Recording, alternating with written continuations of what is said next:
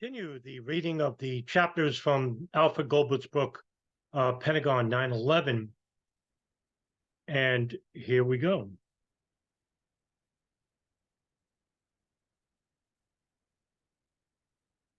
It took about an hour for the formal ICS structure to become fully operational at all levels.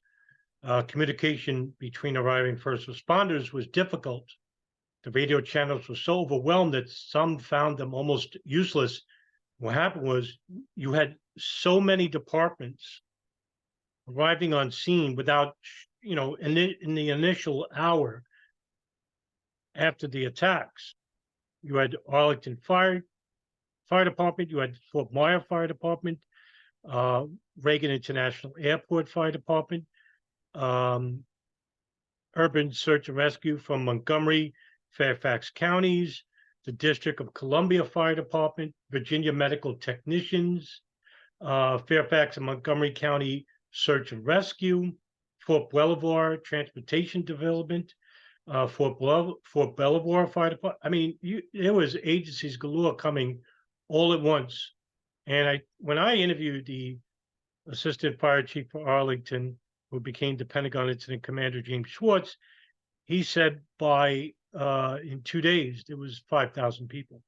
And so what happened was they only allowed people that worked in the county because you had even people from out of state coming on the scene in the 2 days after the attacks. So you had a lot of people that were volunteers. Plus you had the military, you had the FBI, the FEMA. There was a lot of people here. So that's why their radios were so overwhelmed. Nevertheless, during this time, the firefighters knew what needed to be done and went ahead and did it.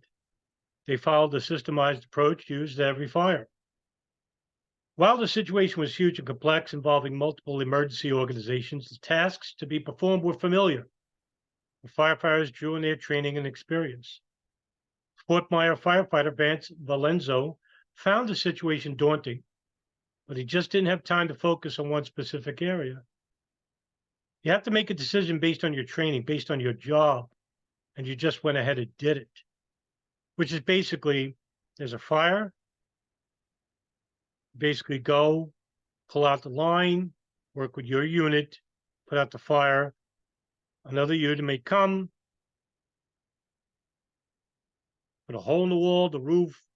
In this case, they had to put holes in the roof so the smoke and fire could escape because it was traveling along the roof channels of the Pentagon through Wedge 1 to Wedge 2. Because the old rooftops used to be made of horsehair, which made the fire become very volatile, spread quickly. And it took them over 24 hours to extinguish the blaze. But then you had, at the same time, right on the first floor on the roof, you had jet fuel, because when the plane exploded, you see, when you see the security camera, you see this explosion, and then you see it goes way up, high above the rooftop. And what happened was people that were in the courtyard, in the center courtyard, saw raining debris come down toward them. And had to deal with that as well. The whole first floor was a mixture of like electrical wiring, gas. You had jet fuel, fire retardant. It was a bad mixture. And you had people that had to wear biohazard suits to get in there, put out the blaze, and then afterwards, search and rescue goes in, and they have to identify human remains, plane debris, and they had special colored flags to do that. When I interviewed James Schwartz, I asked him about that because I read that in Patrick Reed's book, Firefighting. It's the best book on the Pentagon in the world regarding what happened at the Pentagon 9/11. And he said, yes, that is true. We had to color code what the FBI or the National Transportation Safety Board, FEMA, the FBI took over because what happened on 9/11 was air piracy. So with regular plane crashes, where there's an accident, the NTSB takes over. When a crime happens, like air piracy is what happens on 9/11. The FBI takes them, and so they had to disseminate what were human remains, what was plane debris, regular debris, Pentagon debris was taken away, put in one side. Plane debris was taken out front or put in the middle, A&E Drive, where there was an exit hole, and they put the plane debris on one area, debris on another area of the ring. So there were so many decisions to be made, and not one decision you made was wrong because there was so much needed to be done. You just reacted to your job. Several firefighters who described the early situation as one of the most organized or controlled chaos noted that initially the command structure was as shocked as everyone else. Of course, it's unprecedented what happened on 9/11. We had an intentional plane crash. Not only just one, we had 4. Never happened before. And it happened at the most obvious buildings in the world, the World Trade Center, Pentagon. Because saving lives is paramount in all catastrophic incidents. Some of the first responders entered the building immediately to look for survivors and to reconnoiter the scene so that tactical decisions could be made. Arlington crews entered the building from south, parking through Corridor 3, and began to assess conditions on all floors and to direct workers to leave. As they advanced toward the impact point, they encountered heavy smoke. That's where the impact is. Firefighters from Reagan National, Fort Myer, and Arlington did the same from the heliport side via Corridor 5. Vance Valenzo's group searched through offices on the second floor, finding debris everywhere. Black smoke was so thick that Valenzo could not see his hand in front of his face. Firefighters went as near the blast zone as possible before a hole in the floor stopped further progress. They found no one dead or alive. Initial search and rescue missions were exceedingly dangerous. The firefighters did not know how far the fire had spread, nor to what degree the building's structural integrity was compromised. Furthermore, the plane might have carried chemical agents or secondary explosives. The ruined interior that reminded Roger Reardon of a movie set was all too real as he and his colleague crawled through dangling lights, loose electrical wires, falling ceiling tiles, and concrete. It was an experience he never wanted to repeat. Additional responders from Reagan National, Fort Myer, Arlington, the district, and elsewhere continued to arrive during the confused first hour after the attack, although traffic congestion and crowds near the building slowed them. Some had been in classes or training, others had been off duty. Reagan National's Battalion Chief Walter Hood Jr., Captain Robert Mort, and firefighters Michael Murphy and Greg Long had been attending the counterterrorism class at the DC Fire Academy. The police provided an escort, clearing the way so that they arrived around 10 a.m. Hood checked into the command post and was given charge on the heliport side of several firefighting companies from surrounding jurisdictions. They searched as much of the E-ring as they could, but calls to vacate the building interrupted them. Captain Charles Howes and Michael Murphy from Reagan National joined the rescue group that entered Corridor 5 and the E-ring to search for survivors. Firefighters searched room to room, using axes, crowbar-like tools, sledgehammers, and a hydraulic device to pry doors open. They encountered damaged and destroyed office areas with tables and equipment thrown about and everything on fire or falling down. Firefighters used a thermal energy infrared camera to look for bodies indicated by heat signature. Through the smoke and darkness, they found no one alive. At least 3 times during the day, they were forced to leave the building because of evacuation triggered by the E-ring collapse and 2 reports of incoming planes. And what happened was the FAA was late to the party, so to speak. And while 11 and 175 crashed into the World Trade Center, FAA still thought these planes were in the air. So they're like, hey, we got planes around the Northeast section. You got NORAD basically scrambling from their exercises, and they didn't stop their exercises until after the attacks took place. It's not a conspiracy. That's what actually happened. There was a lot of confusion And there was a heck of a lot of misinformation and a lot of hectic uh, and less experienced people in charge on that day, including uh, the defense, the defense, air defense, as well, because Eberhard wasn't around. Ralph Eberhard, Major General Ralph Eberhard, commander at NORAD. Larry Arnold, Lieutenant General Larry Arnold, he wasn't around either.